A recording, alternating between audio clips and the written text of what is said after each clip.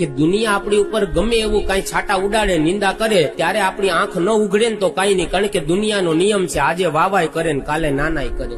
આ સમાજ છે. દુનિયામાં આપણે ગમે એમ જીવશું ને લોકો વાતો કરવાના જ.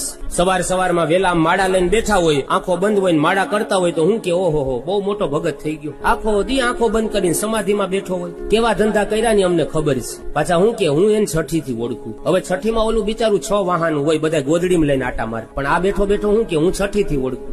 એની આંખ ખુલી રહી જાય ને એની સામું જોવાઈ જાય તો હું કે આની આંખના ઠેકાણા જ ન હોય, આખો દી ચક્કર બકર જોયા જ કરતો હોય. હવે ઈ વાતથી કંટાળીને આપણે આમ આંખ હેઠી રાખીને હાઈલા જતો હોય એટલે હું કે એવા તો હું ધંધા કર્યા, ઊંચું નથી જોઈ શકતો, હેઠું જોઈને હાઈલો જાય, અને આમ ઊંચું જોઈને હાઈલા જાય તો કે અભિમાની થઈ ગયું, આખો દી આમ છાતી કાઢીને ફરતો હોય. આ બધી વાતથી કંટાળો ને આપણે આંખને ફોડી નાખીએ તો એની દુનિયા કે કરેલા કર્મના જ ભોગવવા પડે. આ દુનિયા છે.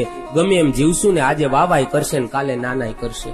સમાજના સર્ટિફિકેટ મેળવવાની અપેક્ષા ન રાખવી. આપણું જીવતર એવું હોવું જોઈએ કે દુનિયા રાજી થાય કે ન થાય કાંઈ નહીં, દ્વારકા વાળો રાજી થાય ને એવું જીવન જીવવું જોઈએ. કોઈને આમ લાગે, કોઈને તેમ લાગે, જરા પ્રભુને તો પૂછો એમને કેમ લાગે છે. બસ ભગવાન રાજી થાય ને એવું જીવન જીવી જવાનું. બાકી સમાજના સર્ટિફિકેટ તો પરિણામ વારંવાર બદલા કરશે. ક્યારેક 35% આપશે તો ક્યારેક 100% એ પાસ કરશે, ક્યારેક માઇનસમાં 35 જવા દે.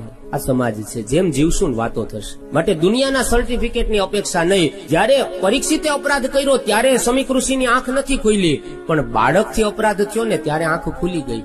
એનો મતલબ કે દુનિયા ગમે એમ કરે ત્યારે આંખ ન ઉઘડે તો કઈ નહીં, પણ આપણા પોતાના દીકરા જયારે ભૂલ કરે ને ત્યારે બાપની આંખ ખુલી જવી જોઈએ.